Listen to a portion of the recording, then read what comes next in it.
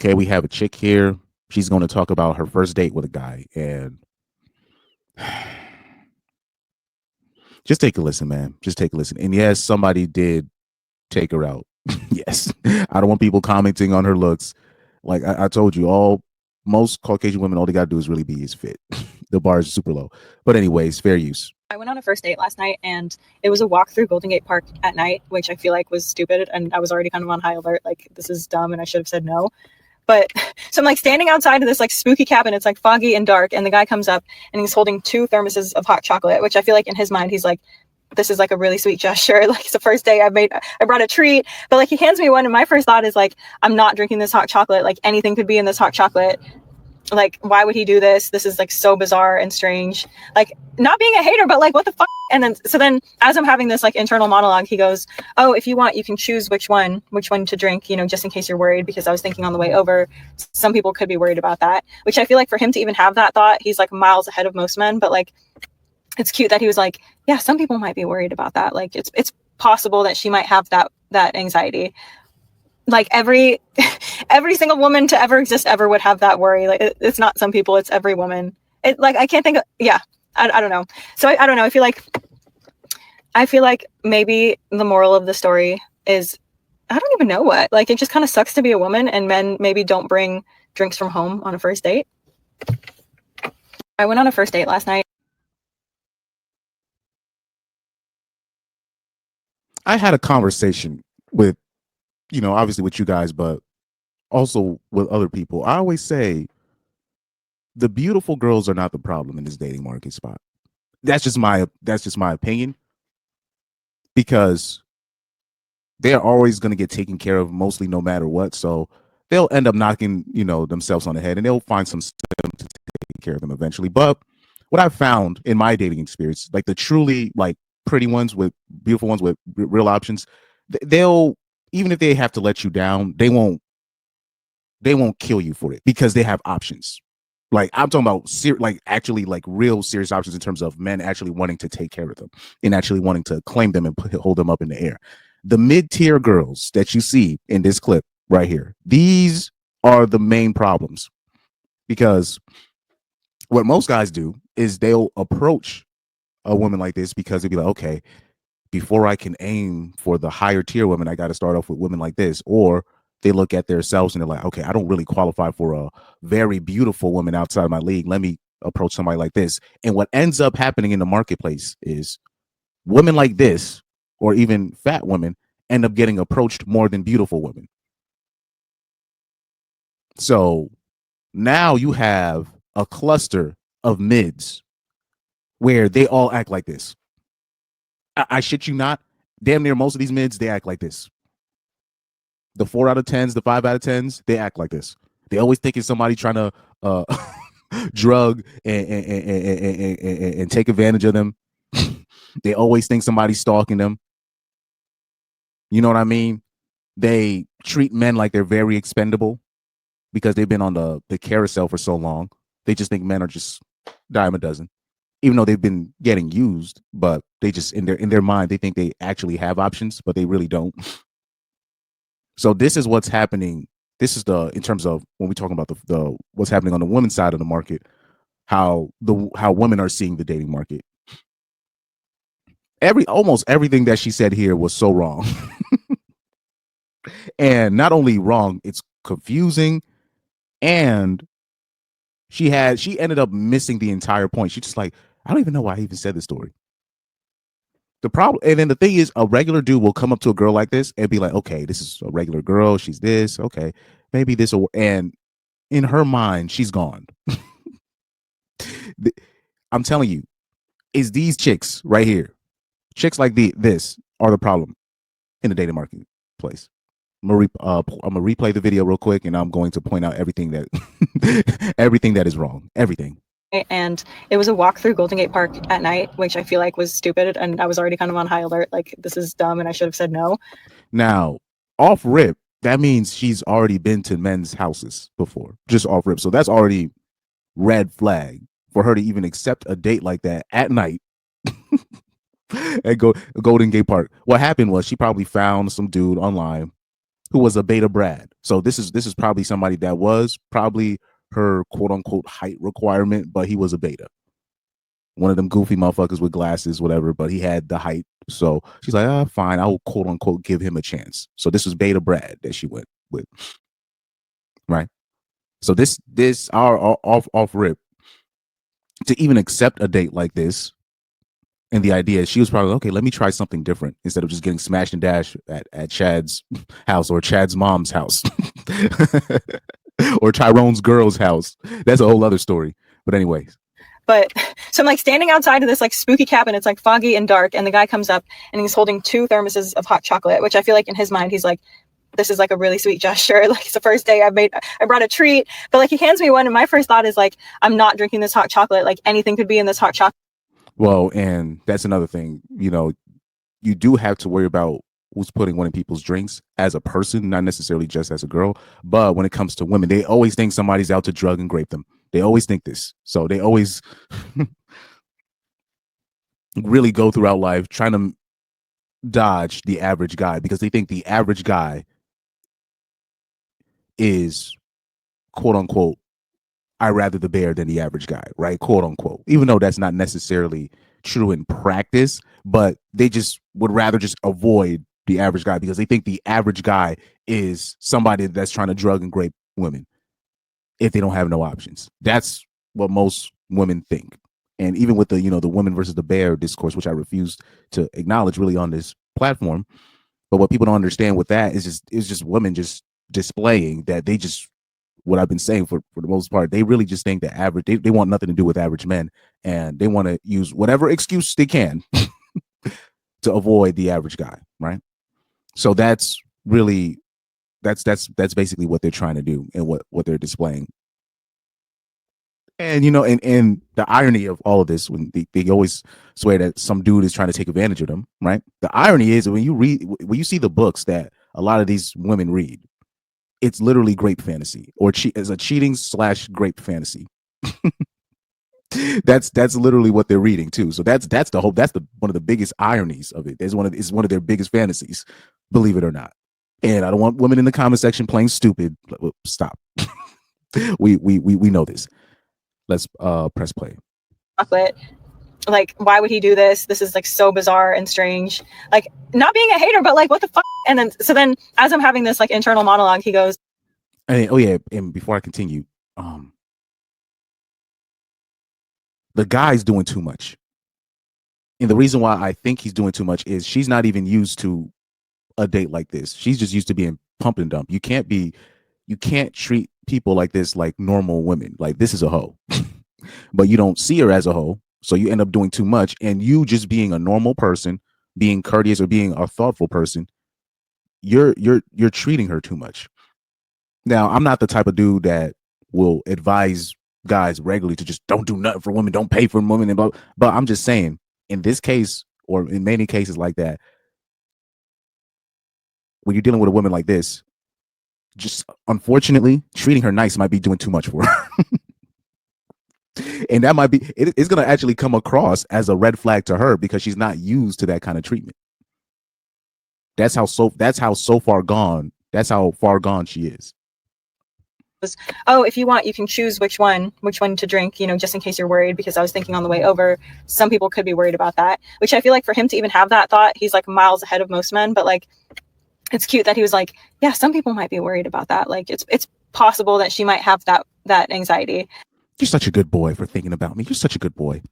You see that, tap, like when you're rubbing a dog. Anyways, rubbing the dog on the top. Said, you're such a good boy. That's what he just basically just got. You're like, homie, you do all rip. You're doing too much. You're too nice to her already. You're too nice to her, Beta Brad.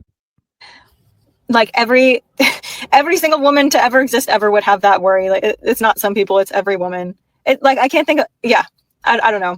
So I don't know what is it with hoes. They really think they're the only people that have to worry about their drink getting spiked. Men have to worry about that issue. Like, even like, especially liberal white women, they be having me laughing. I can't even walk the street at night. I can't even. I should be able to go to the club without being. I'm like, do you know how many black kids that grew up in certain neighborhoods had to walk to school, had to worry about being kidnapped. I'm talking about every time they walk back and forth to school or to the store, or whatever, make errands for their single mammies, right? Do you know how even the black kids that did have two parents, but they lived in a sketchier part of Sparta town? Do you know how many times they had to walk in down dangerous streets? You gotta worry about the gangsters. You gotta worry about the people on the corner. You gotta worry about the cops thinking you're one of the people on the corner. And these hoes live in the suburbs, and they talking about being. I'm so worried about walking down the Woodlawn Avenue in the beautiful suburbs. What the fuck are you talking about? These are the most, like, I don't know. These are the most tone deaf, virtue signals, because like liberal white women, they love to bring up, like, black people in the argument to justify anything that they do. Yeah, they be talking about how their life is in jeopardy, where a lot of the times all they have to do is stay home and they'll be fine most times, but they put themselves in interesting predicaments looking for excitement and spark, and or these be the same broads that they talk about predators and all this stuff, but they will have fake IDs when they were teenagers. I'm talking about a lot of these hoes have fake IDs, and then they're talking about predators. It's the funniest thing. And there's no excuse for that too. There's no excuse. Oh, I wanted to go to the club so I could have a drink. Stop it. All of these people's parents is alcoholics. They could literally just go to the fridge or whatever, their cabinet, sneak beers, because that's what you're going to be doing, sneaking beers at a club. But they could literally sneak from their parents' cabinet, go to the basement, literally hang out at their friend's crib, and literally stay out all night. Their parents won't even care, especially if they're at their friend's crib. The parents is not going to care, and you can just get drunk with your friends at a basement where it's safe and y'all know each other. But no, y'all want to be around grown men and while you're underage and talk about all these predators or this. No, stop, please. Please, I don't have time for the nonsense. I don't know. I feel like maybe the moral of the story is, I don't even know what. Like, it just kind of sucks to be a woman, and men maybe don't bring drinks from home on a first date. What a stupid bitch. By the way, since you were uncomfortable with it in the first place, you could have said, "I don't." You could literally you could have told him, "Look, I don't really feel comfortable doing this. Can we go somewhere in public?" He would have accepted it clearly. But even after all of this, you accept that just to end the story with, "I don't know, just it sucks to be a woman and don't trust men." Yo. But of course she feels that way because that's how you can tell a woman's been pumped and dumped a lot, or just been around too many men. Because what people don't understand, when you're dealing with a woman that really distrusts and dislikes men a lot, and they have and I'm talking about, and they have a high body count per se, or you suspect that she's been around a lot of men, and I'll put it like this: if you suspect she's been around a lot of men and she has such a hatred for men, that's how you know she has a high body count and high experience with men. Because most of the time, back in the day, the women that would just be openly just hate and just be distrustful of men, or were the prostitutes and the dancers, right? The women that worked at night, because their customers were mostly men. And we already know how working works. When you're in the working field, you end up resenting your customers. So she doesn't realize what she's feeling is not. This is what happens with women that end up sleeping with a lot of men. They end up hating men for the most part, right? So this is usually how it works. But anyways, let's look at some of the comments. I'm a little bit curious to see the response on some of them. Yeah, because I saw this comment right here. Let's see. Yeah, somebody said, just a thought, but have you tried communicating your boundaries before the date? I'm sure a guy that thoughtful and creative would have liked to have planned a date where you'd both feel comfortable. People can't read your mind. Yeah, that's what I thought. I'm like, well, if he came up with that, clearly you could have told him, like, yo, I don't feel comfortable doing it at night at Golden State Park. But she was the problem with bitches. I would want to find out what kind of books she's reading, because because I'm gonna keep it a buck. I think his nice gestures afterwards, meaning the setting was quote unquote scary, but that actually turned her on, to be quite honest with you.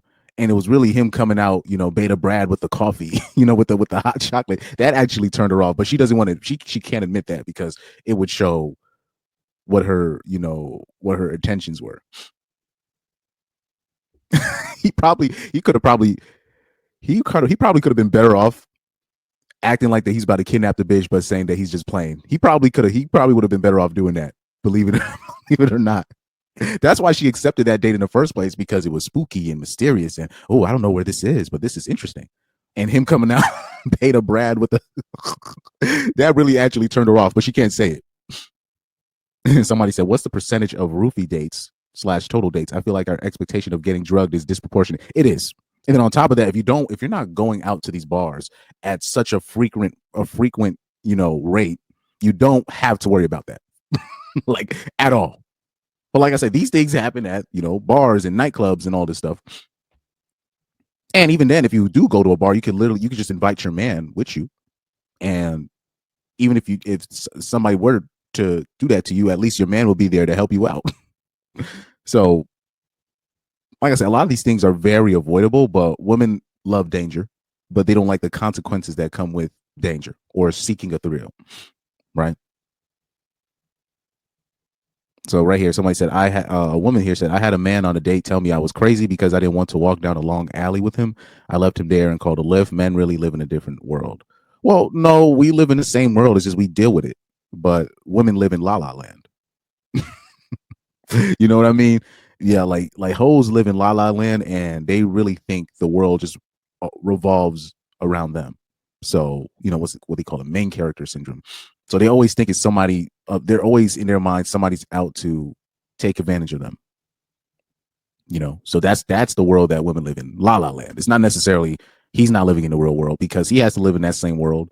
Men are actually more likely to get hurt, robbed, you know what I mean, drugged, all of that. Men are more likely to be the targets of these things. Little young boys, or you see, really, with To Catch a Predator, they really kind of stopped doing it, in my opinion, because they kept catching mostly older men trying to get in contact with younger boys. In my opinion, that's really why they kind of stopped this. It used to be a decent mix, but they kept catching a lot of these older, type dudes trying to get in contact with younger boys I'm talking about at a way higher frequent rate than them trying to get in contact with younger girls, because young boys are actually not protected at all. I'm talking about at all. But women don't understand. Most men have made the world to where somebody will have a woman's back, but because of the few instances that happen in dangerous situations, which are avoidable, they revolve their victimhood around those dangerous situations. Anyway, let's check out her. What's her page looking like? What's her name? Rebecca Cuddy? Cuddy? I don't know. Oh, she's from San Francisco. So, yep, that makes sense. But she already said the Golden at the Golden Gate Bridge. So, but yeah, she's from San Francisco. So we already know what type of time she on. But people are gonna look at this chick and go, oh, this is a regular chick. No, body count through the roof. Believe it or not, man.